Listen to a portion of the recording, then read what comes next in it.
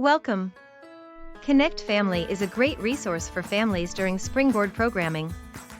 This video will teach you how to access Connect Family, view the strategy to help your child, and log your child's reading. First, Connect Family will send you a message. Select the link to access the web-based app.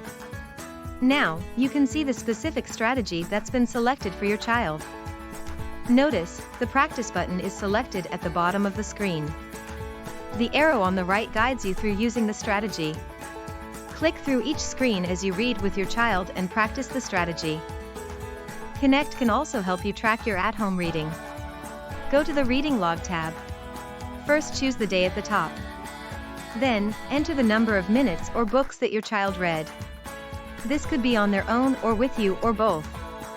Don't forget to click We did it to save. In the last tab, you can reflect on how much support your child needed and how reading is going for your family. Connect is a great tool to support you on your journey as at-home reading coaches.